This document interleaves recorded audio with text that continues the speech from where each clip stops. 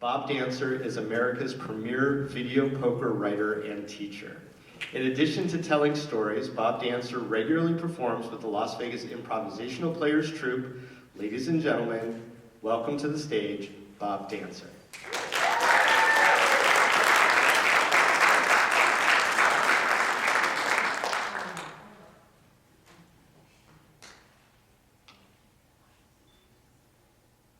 I'm walking on top of the fence. The edge of our house is here. Over on this side, the fence runs into a bigger fence around the shoemaker's yard. It is long, it's flat, we can easily walk on top of that. But this fence, we're walking on a 2x4. 4 feet off the ground is redwood. It's a picket fence. This direction is the backyard of our house. If you're going to fall from the fence, you want to fall that way because it's grass. It's just 4 feet high. We regularly jump down from it, so that's no big deal. You don't want to fall that way. Now that way leads to the side of the house and the street and the sidewalk. And it's also grass, but there's pickets sticking up on the fence. They're 6 feet higher than the bar, and if you catch your leg on the pickets, it'll scrape your leg really good. In the summertime, if you're wearing shorts, it'll give you splinters, and then Mom will know what you've been doing. Then, also, so you avoid that if you can. Now, Mom doesn't want us walking on the fence. Now, I know we're not going to fall off, but she doesn't know that. And she thinks if we fall off, she's going to be the one who has to deal with it. So she punishes us. Mom was a farm girl in the Depression. Her favorite form of punishment is spankings. She's good at that. Now, I get spanked, and so does Denny. Denny Shoemaker is the one I play with, and Mom will spank us both with full permission of his parents. But Denny isn't really good at this, so he gets scared watching me get spanked. So sometimes Mom will make him watch me and figure that's punishment enough for him. I think this is a terrible idea and totally unfair, but I don't like spankings, but I'm a big boy. I'm 7 years old, going on 7.5. It's 1954. We live in a house south of Los Angeles. My dad bought with the help of this guy named G.I. Bill. I have not met G.I. Bill. Danny has a G.I. Joe that he got for Christmas. Maybe G.I. Bill is the brother of G.I. Joe. I don't know. What we do when we're on top of the fence is we shoot baskets. We get the basketball and I made that one. Now, if you make one, you get to shoot again. The other guy will get the ball and throw it back to you. And you can miss one. But if you miss 2 in a row, then you got to jump down and you got to fetch the ball while the other guy comes up and shoots basket. Sometimes when Denny is fetching the ball, I turn over my shoulder and I look to see if Patty Meacham is walking by. Patty Meacham is the cutest girl in Mrs. Koppel's 3rd grade class. I like her. I think she likes me, but I'm not sure. Girls are really hard to figure out when you're 7 years old, almost 7.5. Next year, when I'm 8 years old, almost 8.5, maybe I'll have them figured out. I'm not sure. We'll have to see. On this particular day, I'm looking for Patty. And while I'm looking away, I hear Denny say, "Think fast." I think that means he's thrown the ball, and I gotta find it. So I turn around and look, and it's way over to the side, and I reach over to get it, and I fall off backwards the wrong way. Now, the fence pickets catch in the cuffs of my jeans. Mom would get us long jeans, and as we grow bigger, we just roll them up a little bit less each time as we keep growing. So the picket goes up in there, and I slam down chin first. Blood starts coming from my chin.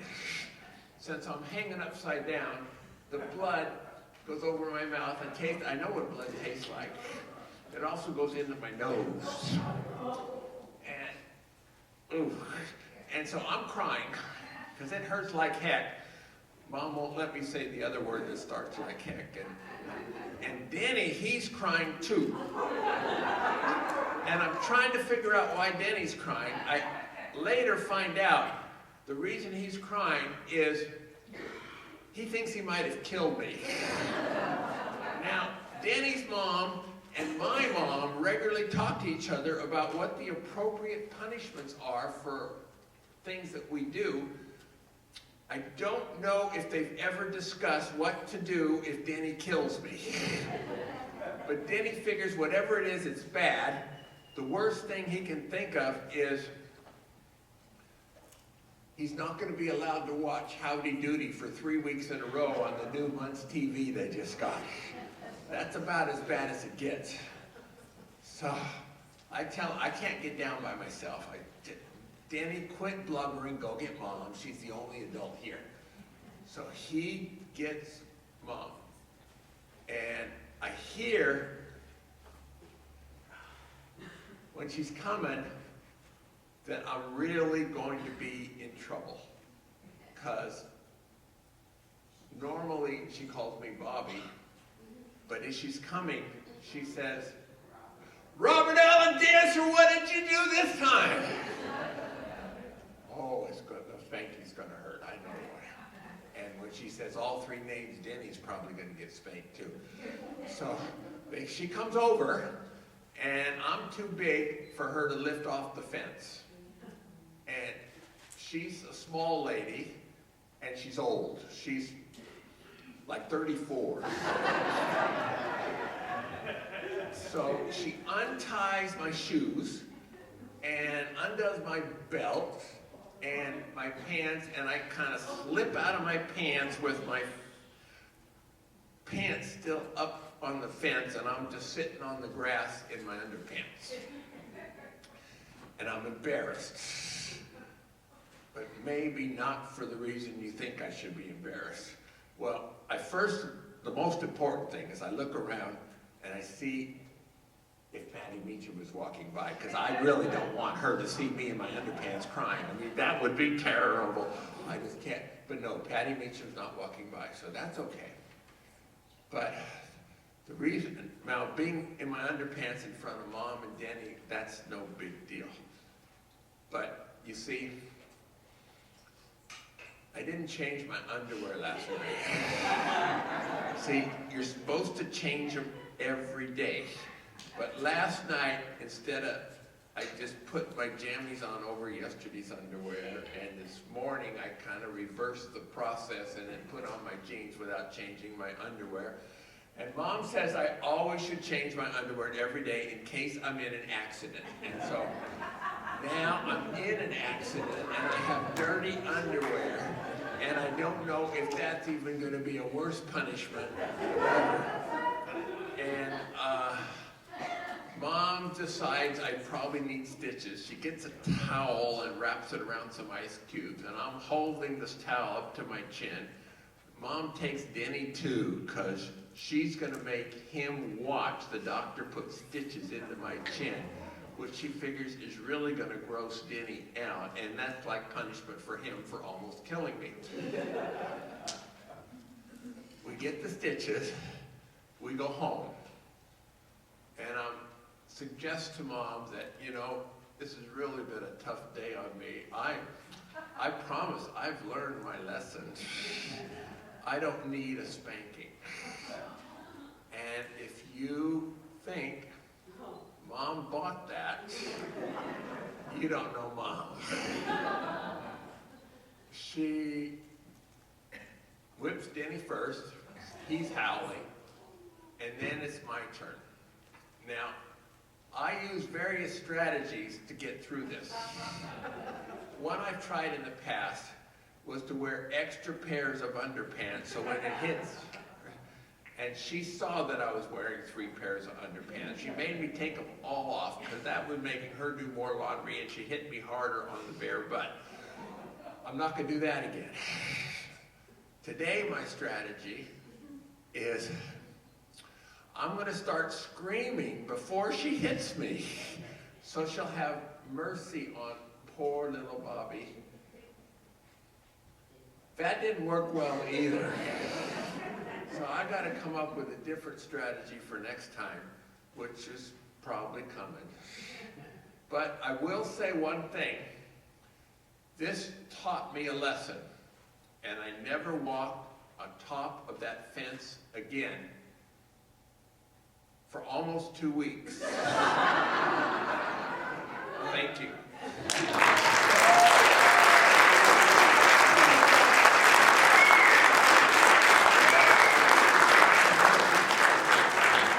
Let's keep it going for Bob. Okay. Because Bob did so well, and because you reacted so well, you get a bonus. Bob's sister-in-law, Robin, brought fresh-grown lemons from her backyard, and they're going to be out there after the show for the taking. So, free lemons because you are such a great audience. We didn't give them to you ahead of time because giving fruits or vegetables to a crowd is never a good idea. Although this is just nothing but a sweet group, including our next storyteller. Our next storyteller is Dorothea Deley. She speaks professionally, teaches tension and trauma. I took a pause there for comedic effect. Teaches tension and trauma releasing exercises and performs as an improv sketch comedian. She is happiest on stage or on a trail. She loves solo road trips and always carries a pocket knife. Please welcome to the stage, Dorothea Deley.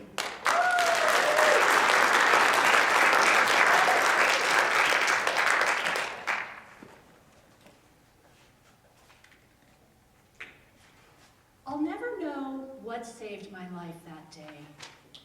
Intuition or hemp. I'm driving along the I-15 about 90 miles south of Vegas when my car starts making a funny noise. Does anyone remember the Car Guys Click and Clack on NPR? Yeah. Okay, well, if Click and Clack had asked me what my car sounded like, I would say it was kind of like this. Ka-chinga, ka-chinga, ka-ching, ka-ching, ka-chinga. So I decided I better pull off at the next exit, which happens to be Zizek's Road. Now, in case you don't know, that's spelled Z-Z-Y-Z-X. How the hell do you say that? Zizix? Zizix? Zix? Well, I reach for my cell phone, and guess what? No reception. Now, just then, this white pickup truck pulls up, and this young guy, mid-20s, leans his head out the window. He's got stringy blonde hair and cold, dead eyes behind dirty glasses. He leans out his window and he says, "Need a ride?" Now, my first response is, "Fuck no, creepy guy." I mean, look where I am. I'm a quarter mile from the highway, and it occurs to me no one's even going to see me, let alone give me a ride. So instead I say, "Yeah, I guess. Thanks." So the creepy guy reaches into the passenger seat and pulls out a bunch of rope. And then he starts to coil the rope, and he tosses it in the back. Now, just to be safe, I reach into my glove compartment, pull out my pocket knife. It's got a 4-inch blade. It's so dull, though, that it's more talisman than weapon. I slip it into my pocket. And then as I'm climbing into the creepy guy's car, I notice a crimson stain on the passenger seat. The cab smells like stale beer and greasy hair. Before I even get the door closed, he speeds off. Then he flips on the stereo and outblasts this loud death metal music. Kill, kill, kill! Die, die, die! Oh, shit. The creepy guy merges back onto I-15, and as he's picking up speed, he says, "Where you headed?" Now, I don't want the creepy guy to know anything about me. I'm actually heading home to San Luis Obispo, but instead, I say, "Santa Maria." "Cool. What's your name?" "Maria." "So you're Maria from Santa Maria?" Yes, definitely." He doesn't offer his name. I figure I better be polite, right? Make a little conversation. So I say, "Where are you traveling to?" I drive around the country, following all my favorite bands, go to their concerts. It's pretty killer."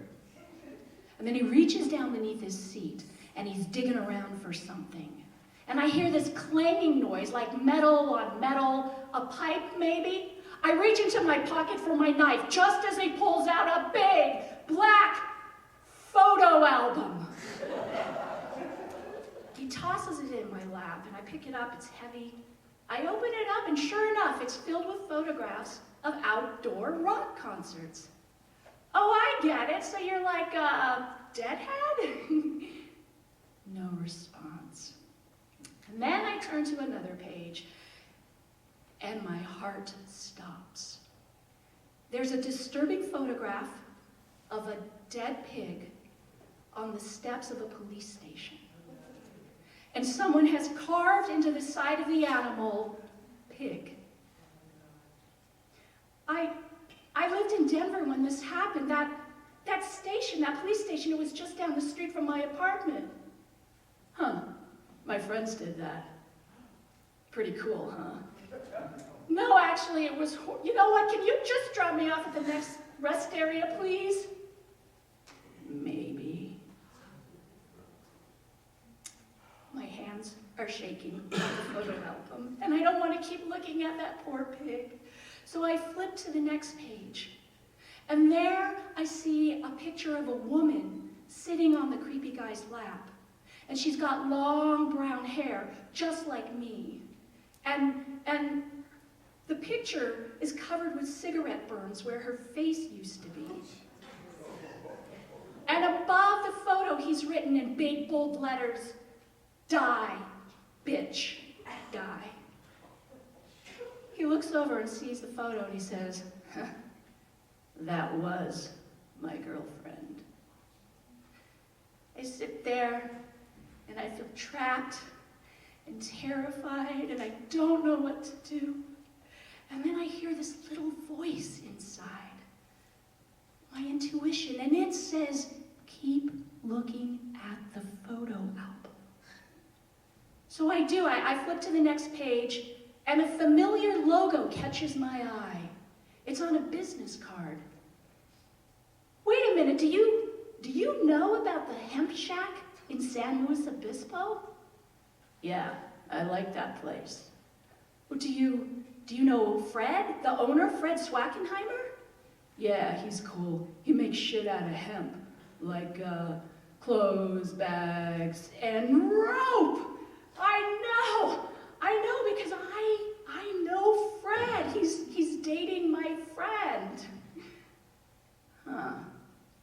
Yeah. Any friend of Fred's? Friend of mine. I'll drop you off up here at that restaurant. So he pulls off the highway, and he lets me go. And as he's driving away, I can hear his music fading into the distance. Kill, kill, kill, die, die, die. A little while later, the tow truck driver shows up, and as I'm climbing into his rig, I clutch my pocket knife just in case. But he turns out to be a really nice older gentleman, fatherly, and we have this really pleasant chat about how beautiful the desert is. And by the way, he says it's pronounced Zizix.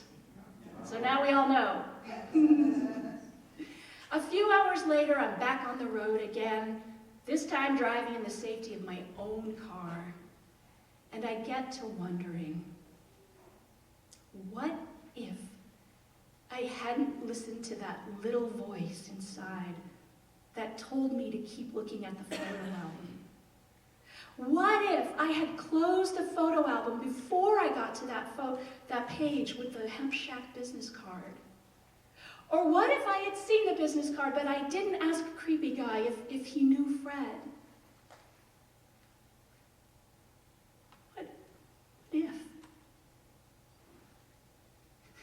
What if? What if? I shake it off. I decide I'm going to distract myself by writing a jingle for the Hemp Shack. You know, as a way to thank Fred for basically saving my life. So would you like to hear the jingle? Yeah. Okay, it goes like this. Need some rope made out of dope. Need a diaper of strong fiber. Need sunscreen or a healthy snack. Call us and we'll have your back. The Hemp Shack. We can even save your life.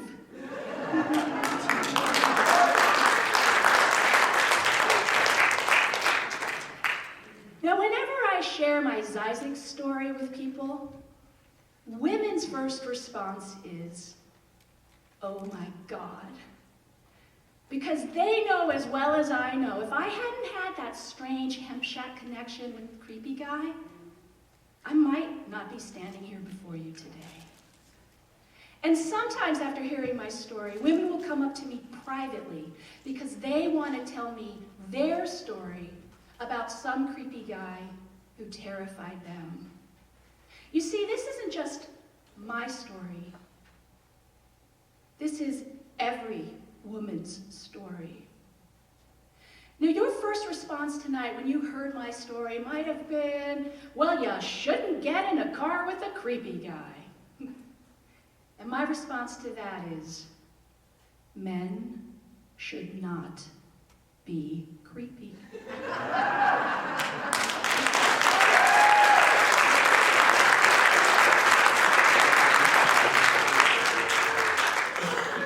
I'm standing right here.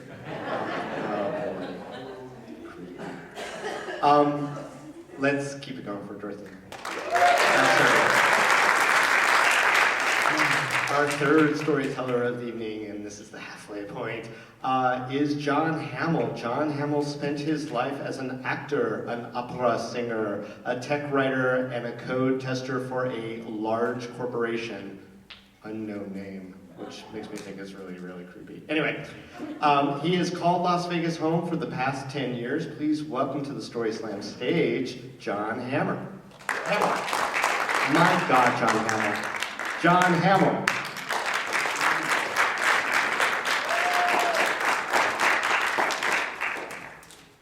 June 12, 1982, an inauspicious date in world history.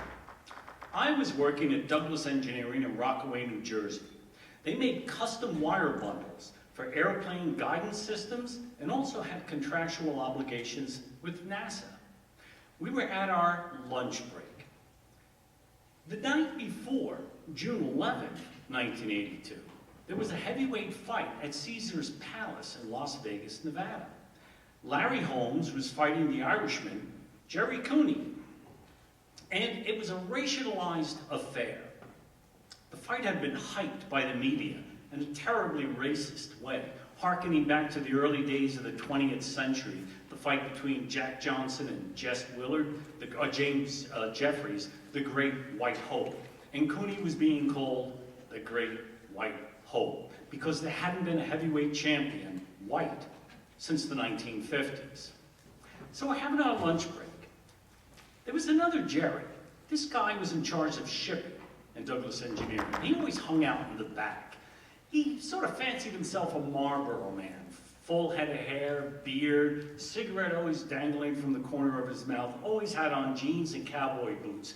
He wore a denim jacket in the winter and the cooler months with faux wool, and a lighter denim shirt all the time, through the spring and summer. He also liked the fact that he was the factory bully. He liked the respect, and he liked that dubious distinction.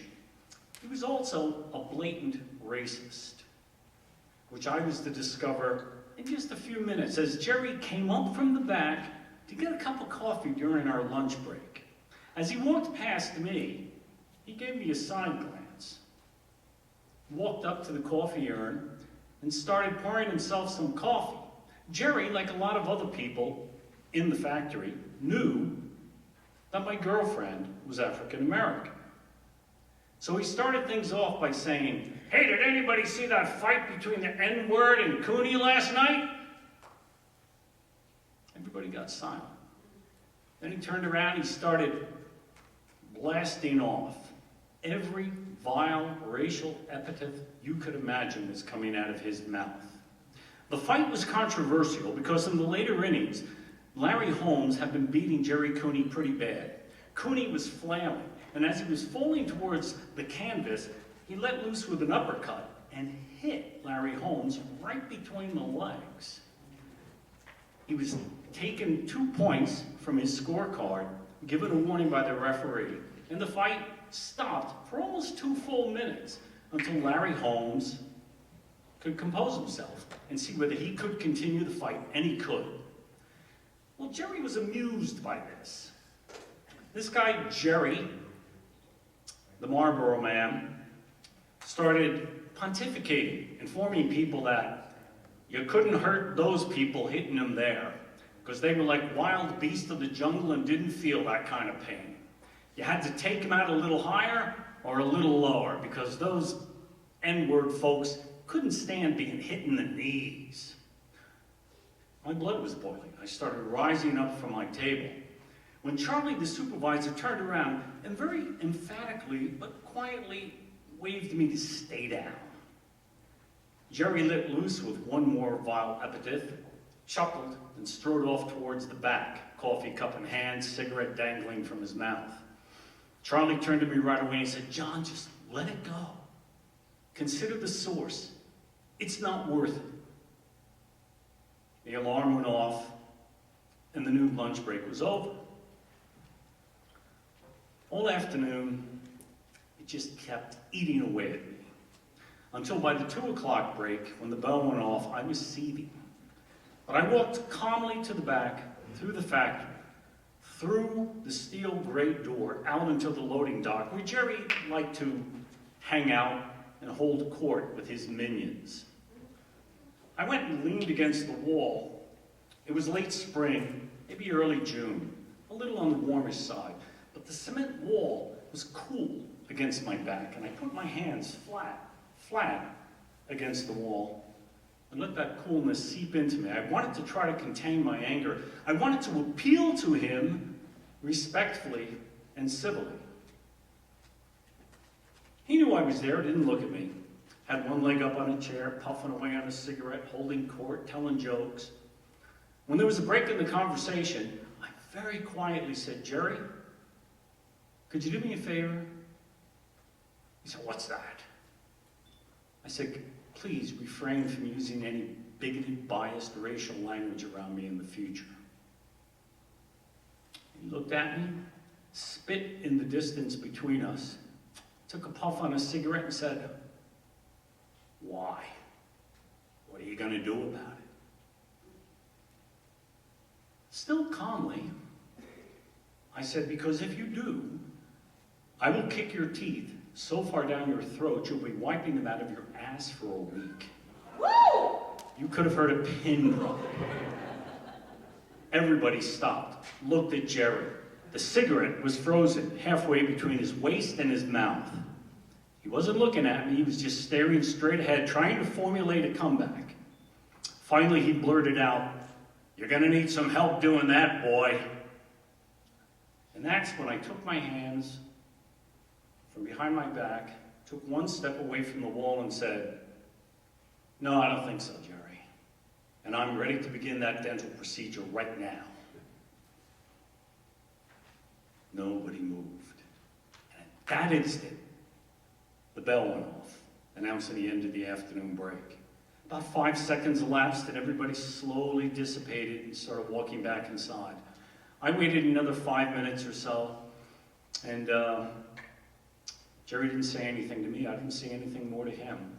I turned slowly, opened up the big steel gray door, walked through, and on the other side I was shaking. My heart was pounding. I didn't know whether I had done the right thing or not, but I couldn't take it. He had baited me, I had risen to the bait, got angry, and challenged him. But had I called the bully's bluff? I didn't know. Nothing transpired from that point on. For a few days, we passed each other. Not a word was spoken. Nothing untoward. And then a short time after that, Ray, the head of Q&A, Quality and Assurance, decided to retire. I was promoted. They told me I could have the job. And the interesting thing about Q&A is that not only was I in charge of the product going out of the company, but I was in charge of shipping, hiring and firing. That must have given Jerry pause for thought. But nothing happened, because I knew Jerry had 2 small girls and a wife. He needed the job. He didn't say anything to me. As long as he took the high road and kept it to himself, kept it out of my earshot, I was willing to let it slide, because he also did a great job. He was very good at his job. More time went on. About a year and a half later, I was offered a position with the publishing industry. I decided to take it, and I announced my departure. And the day that I was going to leave, one of the women who did really fine detail work with some of those small, thin wire bundles decided she was going to make me a cake, because I had also announced that my girlfriend was now my fiancée. We had set a date. So she made this cake with congratulations on your marriage and your new job. She's cutting it into squares at noontime, the lunch break on the final day I'm there. Everybody's around congratulating me. I look up, I see Jerry coming from the back of the factory, with one hand behind his back. I tensed, curled my fingers into a fist, expecting this is it. He's been waiting. His final confrontation, his chance to get back at me. He pushed his way through the crowd, and when he got about 3 feet away, he looked me right in the eye and he said, "I heard you're getting married." I took a collection of a bunch of people on the floor. Just wanted to tell you congratulations. He held out an envelope. He said, "This is for you and your bride. Let her know she's getting a good man." He gave me the envelope. It was stuffed with bills of all denominations, over $500. And he stuck out his hand, shook my hand. I was stunned. On the way home that night, I remember thinking to myself, you just never know. Maybe the leopard doesn't change its spots all the time, but possibly, just possibly, maybe he's capable of changing a few. Thank you.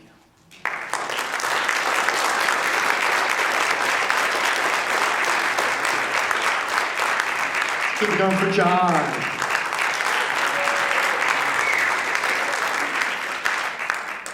There's some courage. Our next storyteller, Rosie V. Rosie V is a retired elementary teacher, an avid hiker, a yogi, and a square dancer. She loves writing playful, lighthearted pieces with poetic elements. Rosie is a longtime resident, and I will say from personal perspective, the darling of the John S. Park Historic District, where I've gone to live for the last 20-some years, and a gal who is a little slow to embrace technology, as you shall hear. Welcome to the Story Slam stage, Rosie.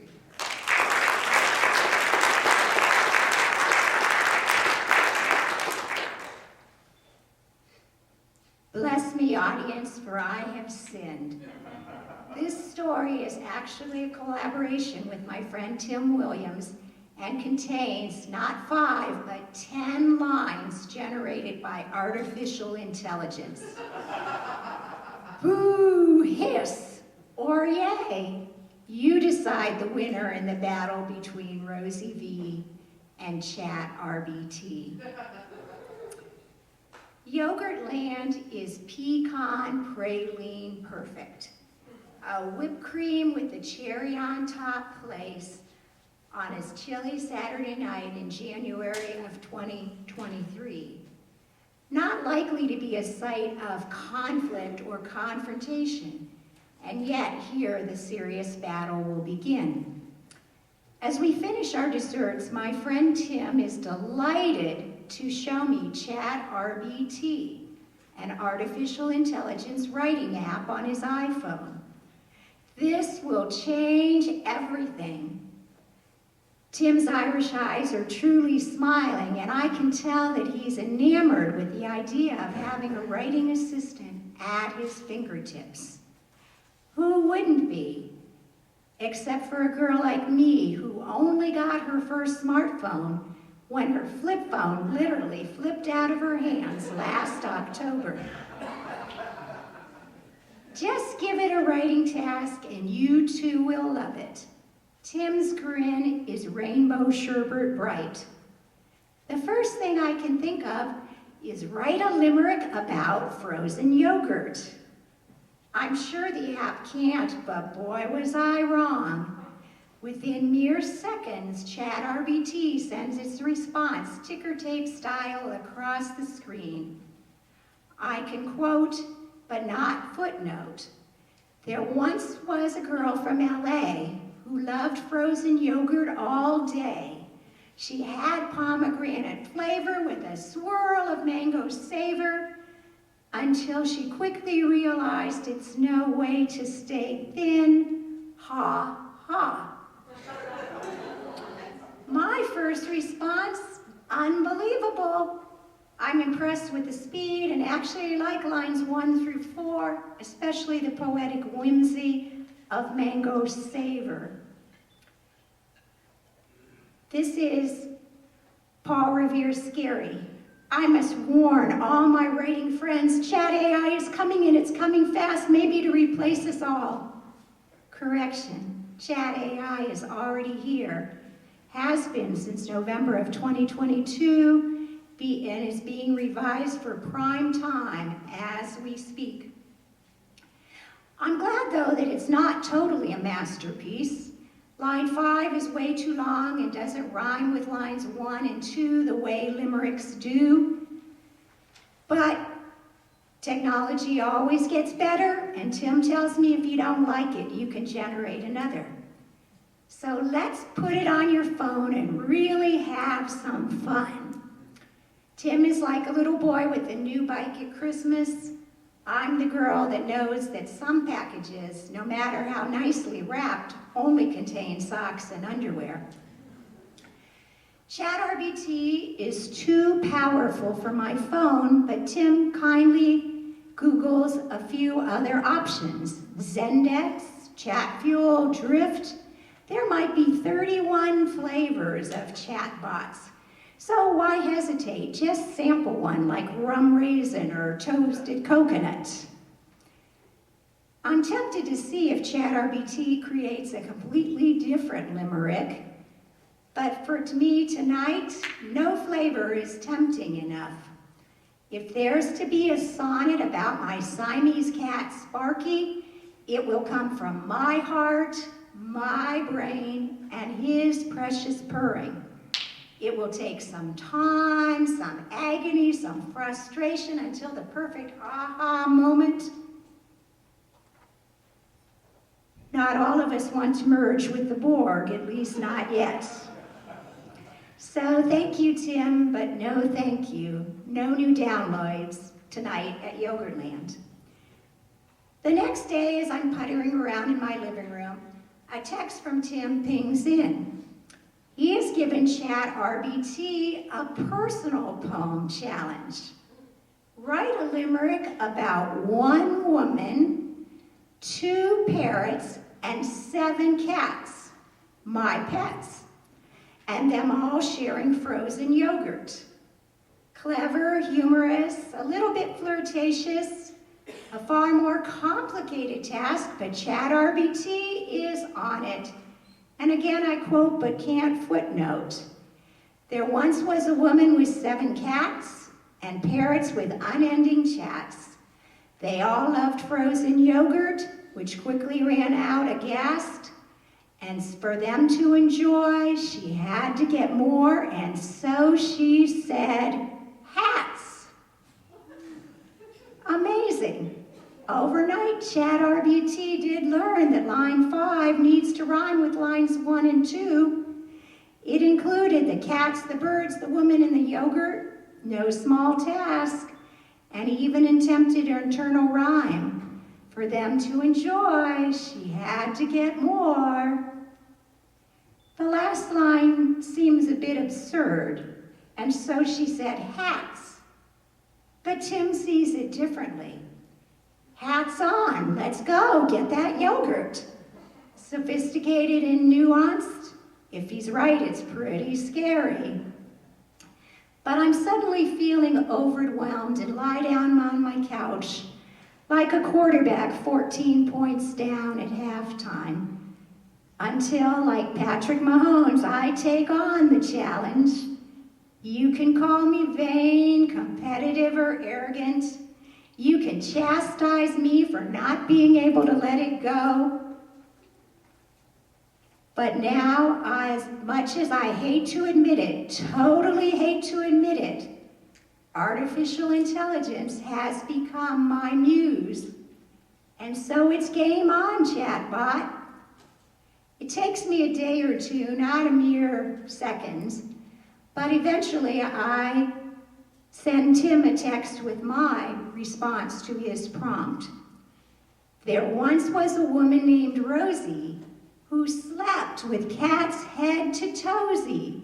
They all wanted fro-yo, only one place to go, to Yogurtland. Meow, let's mosey. If ChatRBT were to critique me, it would say, technically you failed. There was no mention of the parrots. And what is fro-yo and is toesy a real word? It would laugh at my snail speed. So technically, ChatRBT and I are at check if we're playing chess, love if we're playing tennis, tied up at the 4th quarter going into overtime in our playful play with palabras.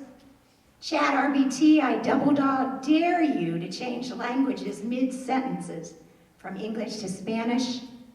But I do know in time that you will be able to do that and even more. I feel the light of human writing dimming like the lights at Yogurtland at 9:30, telling all of us writers to go home, whether we want to or not. Until, bravo, voila, hallelujah, the words come to me, as they often do to writers at the crack of dawn when the chi and qigong is at its highest. I am the Kansas City Chiefs as I send Tim my come from behind limerick, my magnus opus. There once was a guy named Tim who loved to spend time at the gym. Pilates and Zumba made him feel super, but best of all were the laps he could swim. Tim prays is wonderful, and yes it is. Checkmate, match point, that winning field goal in the last seconds. I'm sorry, chatbot, but not really. You're smarter, you're quicker, you have access to the whole internet. You're potentially limitless, and when the wizard gives you a heart, you'll win hands down every time. But for now, just concede. You can't really write something personal without truly knowing a person. So let me savor this little spoonful of a victory as much as I savor sharing frozen pecan praline yogurt at Yogurtland on a chilly January night with the real live muse until it's melted and totally gone. Thank you.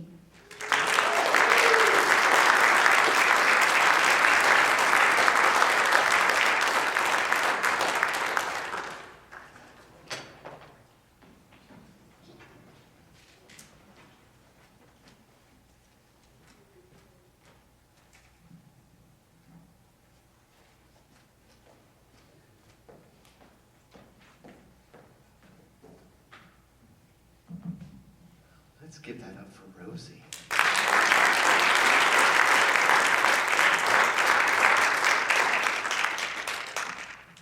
Not a tech whiz. One of the fun things about doing the Story Slam workshop is just the wonderful voices and the stories that came up, and working with all of the participants that you're seeing here tonight. Rosie was lovely, just so poetic in there, as is our next storyteller. Just such poetry. Claire is her name.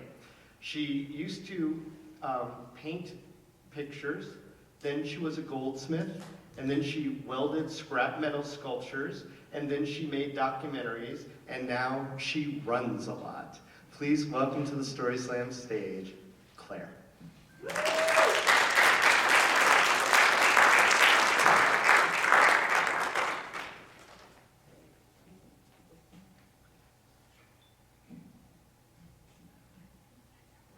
Hi. The Beaujolais brothers. Their parents had long ago died and been buried close to the house. They had died near the same time in the flu epidemic, just before Joe and Francois got back from the war to end all wars. Francois and Joe were still both under 20 at the time, but had managed to keep the Badlands homestead going. In the 35 years or so since, neither had married.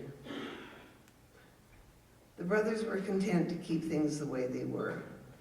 The brothers had divided up the chores between them. Joe did everything that involved machinery. Francois did everything that involved animals. Everyone said they didn't seem like brothers, being so different. When I was 6 years old, my family lived on a ranch down the road about 20 miles from them.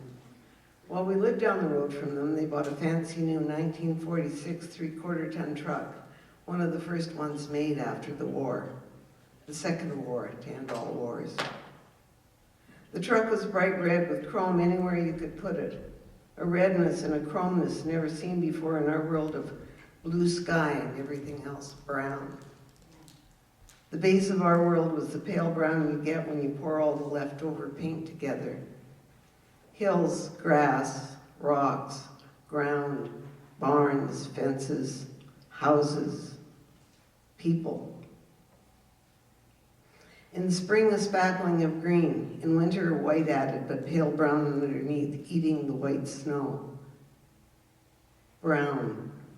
Our eyes swam in the tiny squares of color in the fabric section of the Spring Eaton's catalog, and our spirits were inflamed by the names of those colors. Periwinkle, oceanic turquoise, India ruby glow, Nile gold, until they were torn from us and sent to the brown of the outhouse, while my brother and I hoped and waited to see if the Hudson's Bay catalog remembered us in the fall. wondering and hoping, would there still be our favorites? Would there be even more delicious colors with even more fancy names to take us to more impossible places? Would there? Tiny squares of color. And now here was red, and here was chrome, loud and bright in our pale and quiet world. There were even chrome plates on each side of the high hood, chrome rectangles so high I could only see the bottom rim of them. My father went duh and laughed when he saw the plates. I asked my brother Kenny what was funny. My brother Kenny told me it said General Motors truck on the plates. When they went to town, Joe and Francoise always went in that truck, and they always went together. Joe always drove. One day when Joe was mowing alfalfa, the hitch broke off the mower. Joe unhooked the tractor and took the tractor and went looking for Francois, who was out looking for strays, so they could go to town together and get the part Joe needed for the hay mower. After about half an hour, he spotted Francois' horse just off the road that went to town. It was grazing by a gully.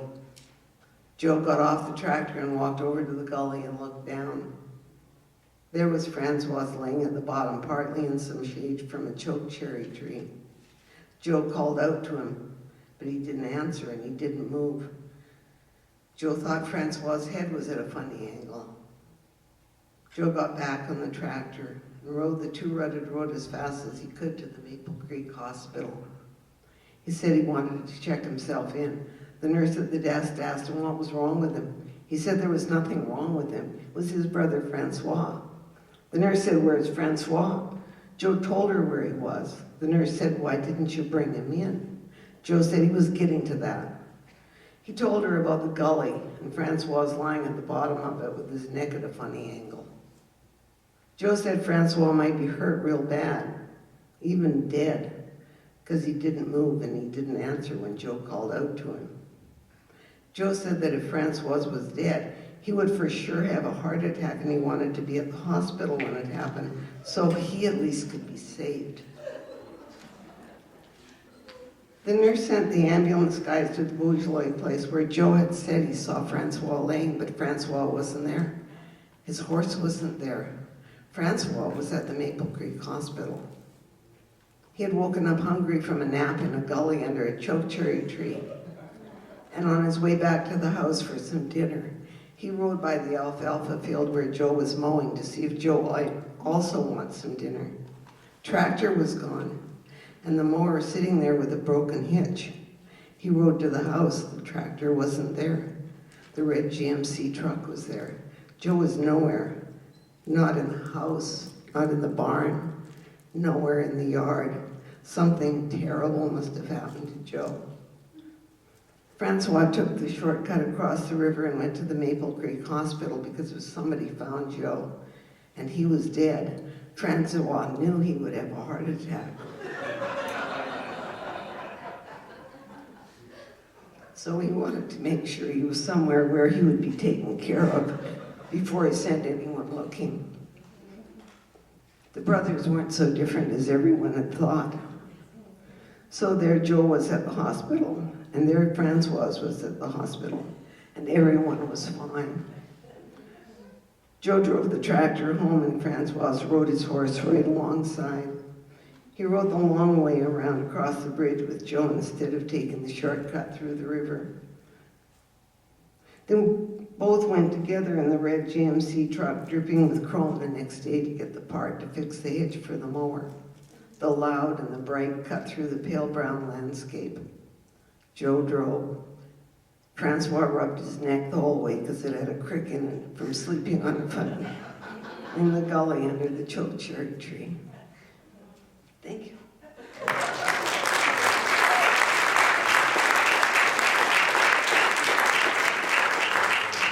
Let's hear it for Claire again and her tennis shoes. Did you see those sparkling guys? Those are so great. Claire says that she likes to run, and we were talking before, and I said, where do you like to run? She goes, oh, around my neighborhood and stuff, which also happens to be my neighborhood. She's like, oh, I've been by your house a million times. That was so cute. So we have a couple of darlings of the old downtown neighborhoods here tonight. So our final storyteller, Brittany, how's it going? Oh, you were jamming there. You've got one more story to finish that live artwork, and then we're going to share it with the audience. All right, I've got my sneak peek up here. It's looking good. So we're going to welcome our final storyteller of the evening to the stage. Richard Munchkin is a director. Look him up on IMDb. Richard Munchkin is a director, writer, and performer. Because of the vagaries of the entertainment business, he needed a reliable day job. And for him, that was professional gambling.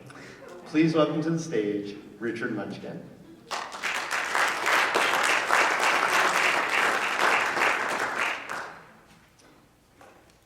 I'm standing in the airport in Frankfurt, Germany. I'm at the Polish Airlines ticket counter. And there's this lovely young woman behind the counter, and she's got a name tag. It says Elżbieta. And I say, I would like a ticket to Warsaw. And I like to sit on the aisle near the front of the plane. And she smiles and she hands me the ticket. It is 1990. The Berlin Wall has just come down. Eastern Europe has just opened up for the first time since World War II, and I'm headed to Warsaw. And I make my way down the concourse, and I see a sign that says, Warsaw, Lijak.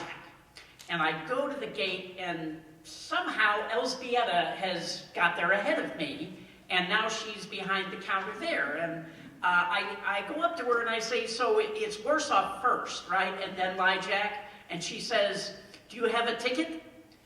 And I say, yes, you just sold it to me 10 minutes ago. And she looks at my ticket and she says, yes, Warsaw first, then Lijak. And I say, great. She says, the plane will board in a few minutes. Okay. So I wait a few minutes, and they start to call the flight. And I head out onto the tarmac, and I look at the plane, and it is tiny, and it has propellers, and it looks like it barely made it through World War II. And I do not want to get on this plane, but I have to meet somebody in Warsaw.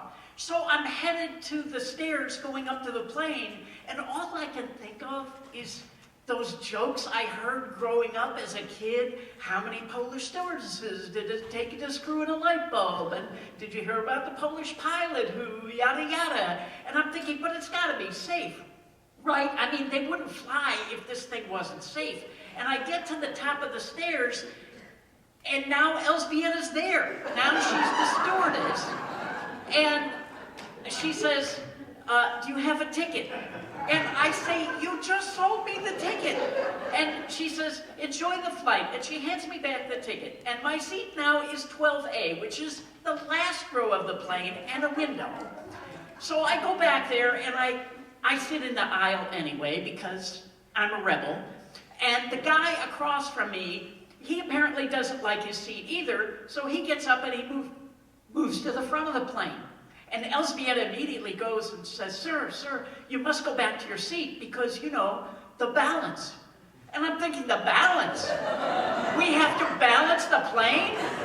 Am I going to crash now because I'm in the aisle instead of the window? And I'm starting to sweat. And so I reach up to turn the nozzle for the air, and I look, and it's not a nozzle, it's a bolt.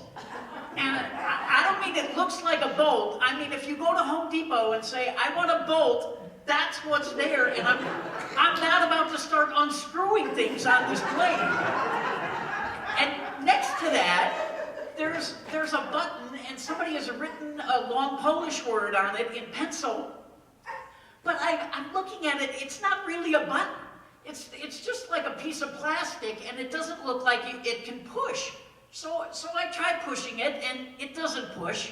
And immediately Elżbieta's there, and she says, Mr. Gentleman, do you need something? And I said, how do you know I need something? And she said, you push the button. And I said, how do you know I push the button? It doesn't push. And she says, I watch you. And I say, well, how, if you're not watching me, how would you know if I push the button? And she looks at me like I'm 6 years old, and she says, Mr. Gentleman, if you need something, just push the button. And now she heads to the front of the plane, presumably now to fly it. She's a pilot.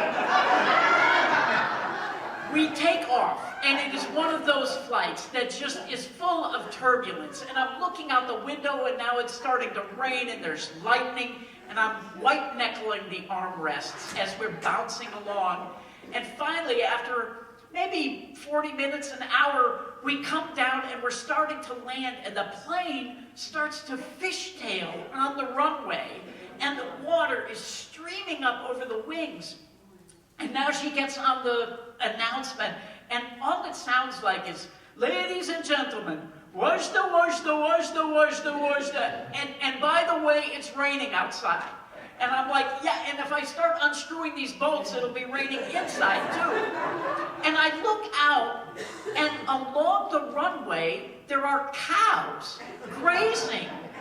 And there's no fence. And I'm thinking, what's to prevent these cows from just walking out on the runway? Because if this plane hits a cow, I'm betting on the cow. And finally, the plane comes to a stop, and I cannot get off fast enough. And I get up, and I get off the plane, and I head into this airport that's the size of a 7-Eleven. And I go in, and there's one guy at a podium, and there's no bags anywhere. And I say, "Where's my bag?" And he says, "Outside."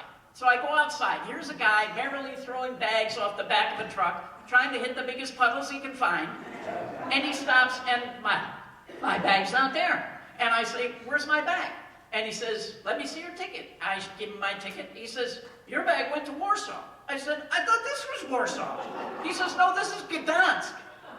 And I'm like, wait a minute. So now I go running back to the plane. And as I'm running, I see, here comes a Jeep. And there are 4 guys with machine guns and green uniforms trying to head me off. But I get there first, and I run up the stairs, and right behind me, here's another guy. And I get up there, him and his machine gun and a cigarette, he's smoking in the plane. And this guy has KGB written all over him. And Elzbieta now says, "Do you have a ticket?" I'm like, "Yeah, you sold me the ticket." And I give her the ticket, and the guy now says, "If you're going to Warsaw, why did you get off in Gdansk?" And I say, "I thought this was Warsaw." And now everybody in the plane starts laughing. And it's like, "Wajda, wajda, wajda, wajda, ha, ha, ha, ha." And I know what they're saying. Did you hear about the American who thought an eye chart was a new product from Apple? And how many Americans does it take to screw in a light bulb? And I say, it said Warsaw Lijack. Warsaw Lijack. It didn't say anything about Gdansk. And every time I say Lijack, I'm thinking this sounds way too much like hijack. And finally, Elzbieta and the KGB guy decide I'm not a terrorist, I'm just an idiot, and they tell me to go back to my seat. I go back to my seat. Thank God, it's a very short flight, and after about 30 minutes, we land, and Elzbieta is back, and she says, "Mr. Gentleman, you see, Warsaw, not like Gdansk, Warsaw's a big city." And I look out the window, and of course she's right. I see it's a big city. There are a lot of tall buildings. They're just beyond the cows that are grazing along the runway. Thank you.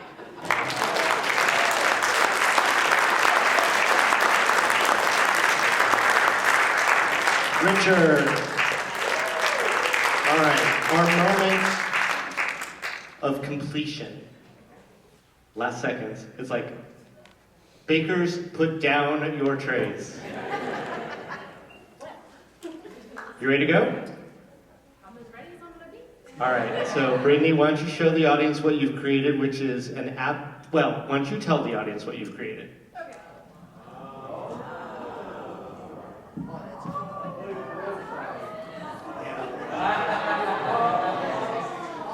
Hello. So my piece is about, so this is first response. There's 3 things that you can use to respond to any situation. Thank you. Yeah. So you have your brain, you have your heart, and you have your gut. And in all the stories today, people use different things, right? The first response for some people was their gut was like, I'm gonna wanna fight, right? But then they used their heart. It took a minute, and were able to change the mind of someone. And, you know, some of them use their brain. They're like, this is, with the last story, I gotta get back on the plane because I'm not where I need to be. So, yeah, this is fun.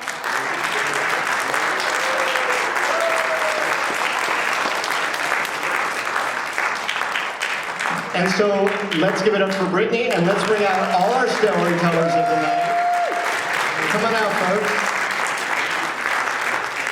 We've got John and Dorothea and Bob, Richard, Claire, Rosie.